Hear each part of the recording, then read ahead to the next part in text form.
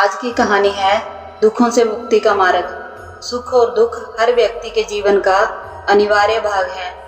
हर व्यक्ति के जीवन में सुख और दुख का आना लगा ही रहता है। सुख आता है तो उसके बाद दुख आता है, दुख आता है तो उसके बाद सुख आता है। जीवन के इस चक्कर में इनका आना जाना जीवन का अभिन्न अंग है। लेकिन कई बार दुख इतना बड़ा होता है कि बस मन करता है कि काश इसे कम करने का कोई ऐसा रास्ता नजर आ जाए जिससे ये दुख थोड़ा कम हो जाए। महात्मा बुद्ध के द्वारा बताई गई ये कहानी आपके जीवन के बहुत बड़े दुख को कम कर देगी। एक बार महात्मा बुद्ध अपने शिष्यों के साथ बैठे थे। वह उन्हें कुछ समझा रहे थे। तभी वहां पर राजा अजातशत्रु आ जाते हैं। राजा गौतम बुद्ध से कहते हैं कि हे प्रभु, जब से मैं आपका अनुयायी बना हूँ तब से सभी लोग मेरे सीधेपन का गलत फायदा उठा रहे हैं। आपका अनुयायी बनने से पहले सभी लोग मुझसे बहुत डरते थे क्योंकि मैं बहुत क्रूर था, आसानी से लोगों को मृत्यु दंड दे देता था। लेकिन आपका अनुयायी बनने के बाद मेरा ये सब करने का मन नहीं करता। मैं सभी के साथ प्रेम से रहता हूँ, उनकी बातों को ध्यान से सुनता हूँ और समझता हूँ। लेकिन कुछ लोग इसका गलत फायदा उठा रहे हैं जिससे मेरे शासन में दिक्कतें बढ़ रही हैं। आप ही बताएं कि अब मैं क्या करूं? महात्मा बुद्ध कहते हैं, हे राजन, मैं आज तुमको एक कहानी सुनाता हूं। इससे तुम्हें अपने प्रश्न का उत्तर मिल जाएगा। एक बार एक भिक्षु एक गांव से गुजर रहा था। रास्ते में उसे एक पीपल का पेड़ मिला। उसने सोचा क्यों ना कुछ देर इस पेड़ के नीचे आराम कर लिया जाए। भिक्षु जैसे ही उस पेड़ की तरफ बढ़ता है तो कुछ लोग उसे रोककर कहते हैं, वहां मत जाओ, वहां एक जहरीला सांप रहता है जो बहुत लोगों को डस चुका है। वह इतना खतरनाक है कि जो कोई भी उसके सामने आता है वह उसे डसकर मार देता है। भिक्षु मुस्कुराता है और कहता है कि एक दिन तो सबको मरना ही है। अगर मुझे आज मरना होगा तो उसे कोई रोक नहीं सकता। ये कहकर भिक्षु आगे बढ़ जाता है और पेड़ के नीचे जाकर बैठ जाता है। तभी वह सांप वहां आकर कहता है कि हे व्यक्ति, क्या तुम्हें मुझसे डर नहीं लगता कि मैं तुम्हें मार दूंगा? भिक्षु बहुत प्रेम से कहता है कि इसमें डरने वाली कौन सी बात है? तुम जो भी करते हो इसलिए करते हो ताकि तुम्हें कोई मार ना दे। भयभीत तो तुम हो और अपने इसी डर के कारण तुम सबको मार देते हो। मुझे किसी बात का डर नहीं है, मुझे मृत्यु से कोई भय नहीं है, ना ही जीवन की कोई लालसा है। मुझे कोई नुकसान पहुंचा ही नहीं सकता, तो मैं तुमसे क्यों भयभीत होऊंगा? ये सब सुनकर सांप हैरान हो जाता है। उसने आज तक केवल ऐसे ही व्यक्ति देखे थे जो उसको मारने की कोशिश करते थे और उससे डर कर भागते थे। पहली बार उसने किसी को देखा था जो उससे डरा नहीं। ये सब देखकर सांप उस भिक्षु के पैरों में गिर जाता है और कहता है, हे प्रभु, मैंने आज तक जो कुछ भी किया सिर्फ अपनी जान बचाने के लिए किया।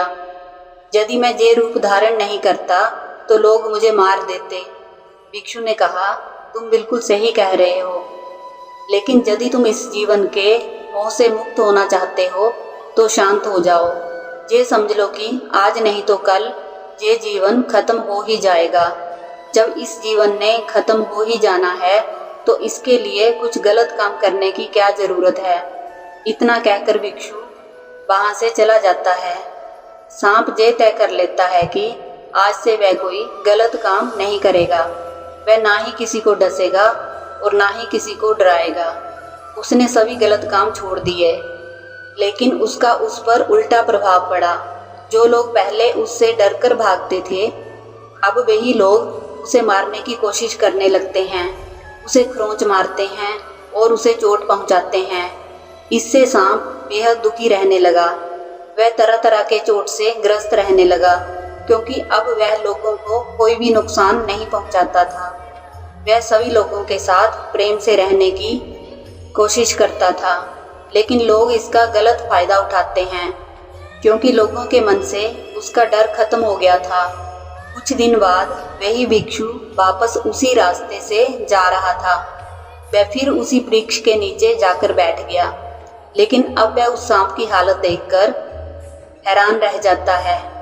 वह सोचता है कि इस सांप की हालत पहले कैसी थी और अब कैसी हो गई है। उस सांप ने भिक्षु को देखकर कहा कि जब से आपने मुझे समझाया है तब से मैंने दूसरों को नुकसान पहुंचाना बंद कर दिया है, लेकिन अब लोग मेरे साथ इस तरह का व्यवहार करने लगे हैं, मुझे चोट पहुंचाने लगे हैं।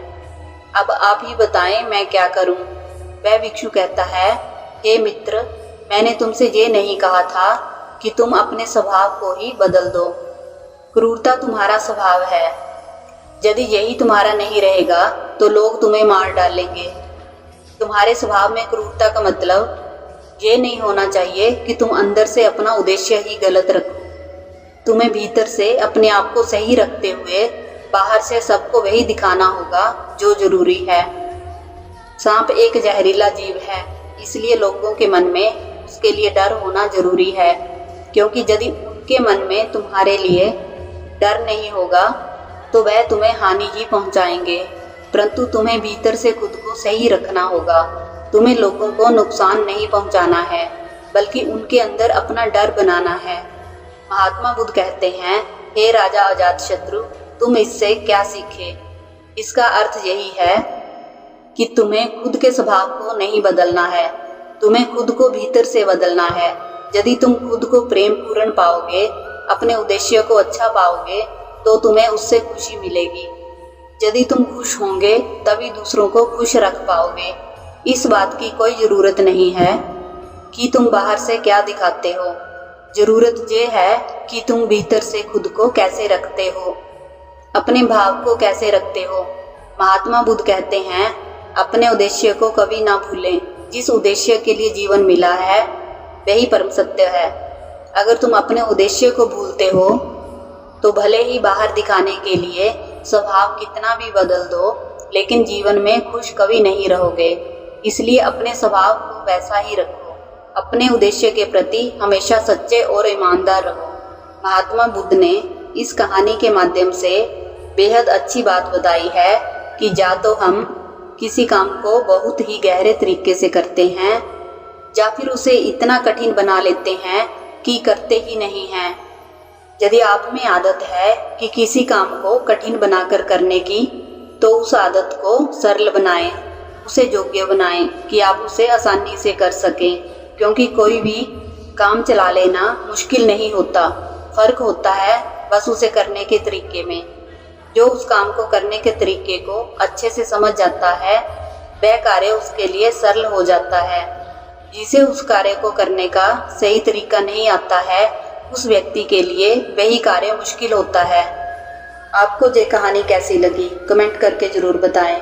अच्छी लगी हो तो वीडियो को लाइक करें, चैनल को सब्सक्राइब करें। कहानी को अंत तक देखने के लिए आप सभी का धन्यवाद।